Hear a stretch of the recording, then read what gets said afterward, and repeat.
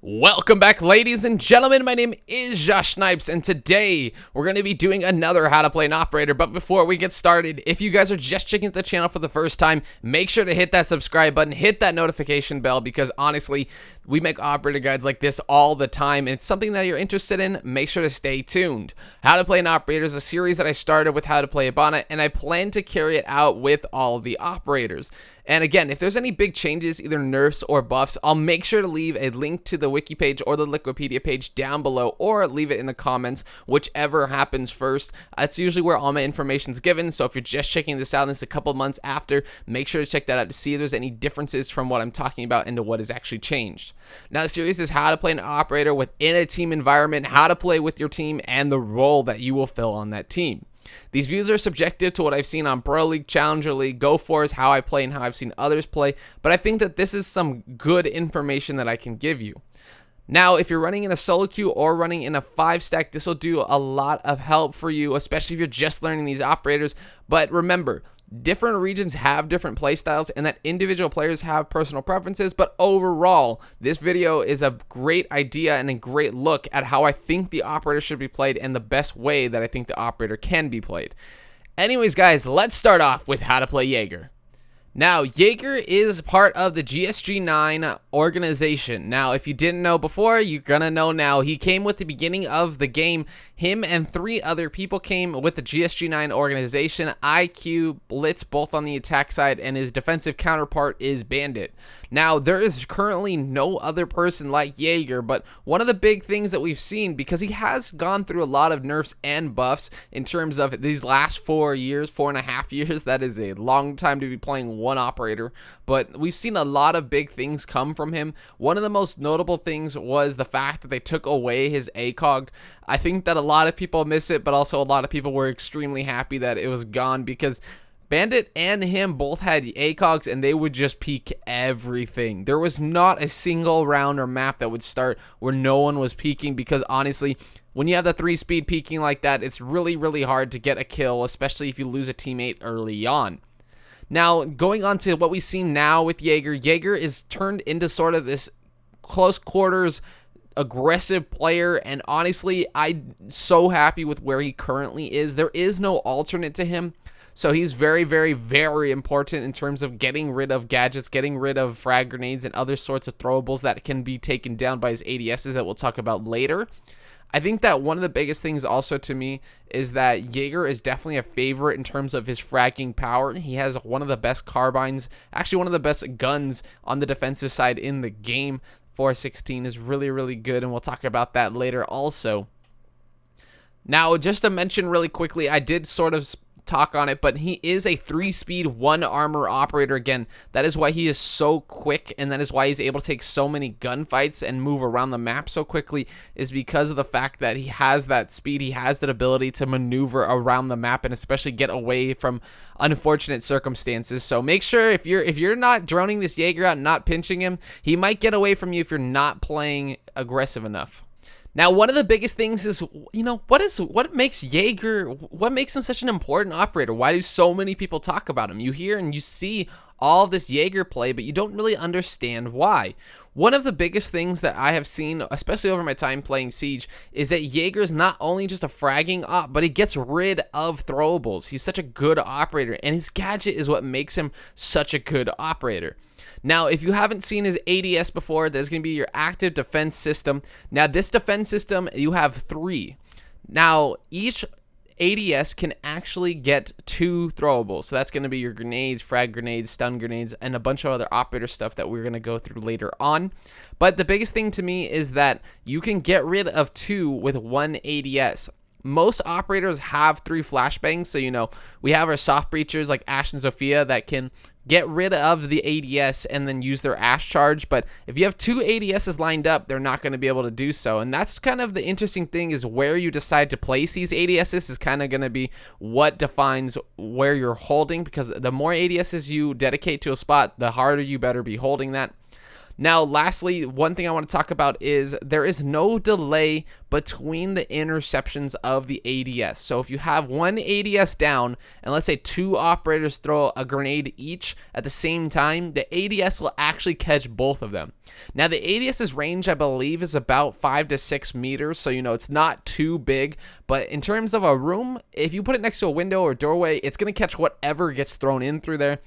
The only thing is that multiple ADSs can cover the same area, but just because you have multiple ADSs, they're not going to all go off to get a projectile at the same time. So that's an interesting tidbit that I wanted to add, because honestly, I always thought that if you threw something at, and there's 2 ADSs right next to each other, that they'd both waste their ability to try and get it. And I didn't really understand that until I went and took a look at Jager. Now, taking over a look at the loadout, you have an M870 shotgun. Now, it is a half-barrel shotgun, or short barrel, whatever you want to call it. Either way, though, it's an okay shotgun. It's not the worst shotgun in the game, surprisingly. It might be pretty close, but I don't think it's the worst one. But honestly, if you're going to be playing with Jager, don't even bother with the shotgun. The problem is he only has a pistol as a secondary, doesn't have a SMG or anything like that, so there's no reason to. Plus, he has one of the best guns in the game, and that's going to be his 416C carbine. Honestly, probably the best defender gun, if not one of. It's got some of the best damage. It's a really good damage over range also, which a lot of defender guns are typically submachine guns, so you don't always get that damage over long range. But it does have a decent fire rate, so honestly, if you're going to be able to take anyone down, it's going to be with Jager, because he just does so much for his team and does so much with his gunplay. It's just kind of insane.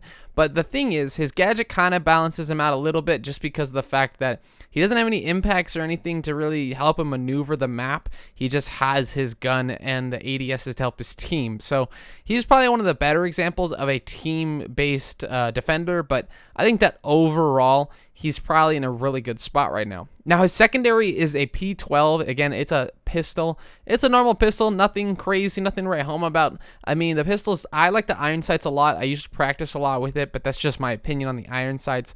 Again, normally pistols, you want to hit headshots anyway, so there's nothing crazy about it. Now, he has 2 gadgets that he comes with. You have the bulletproof camera and the barbed wire. It used to be the deployable shield, but they switched it up. Honestly, I'd say use the barbed wire when you're normally playing just in ranked and you're not playing anything coordinated. I would imagine, though, if you're playing in comp, you're playing in coordinated team, you might end up bringing that bulletproof, just because I feel like a lot of teams like having that intel, especially because the bulletproof camera doesn't get destroyed by EMPs anymore, it just gets disabled. So it's a good option either way. I think both are great options. The problem is, I feel like in comp, it's more useful to have the bulletproof rather than barbed wire, and vice versa if you're playing in ranked. I think it really comes down to what your team you're playing with and what you're playing in, but overall, I'd say just bring barbed wire to be safe, but if you want to bring a bulletproof camera, not the end of the world.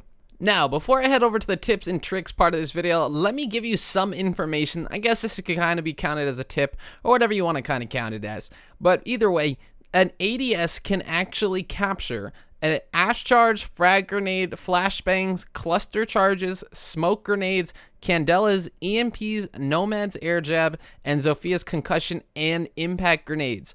I don't think that's going to be the end of the list. I would imagine they're going to kind of create more throwables as this game keeps progressing, but that's a lot of things that the ADSs can catch. Now remember, it can only catch a total of 6 if you have all 3 down, so it's not too much that it'll catch, but it's enough to really save your life, especially if someone's cooking a frag grenade and ready to throw it at you. Also, another thing I want to mention is that I believe Jager has the longest setup time of any operator on defense.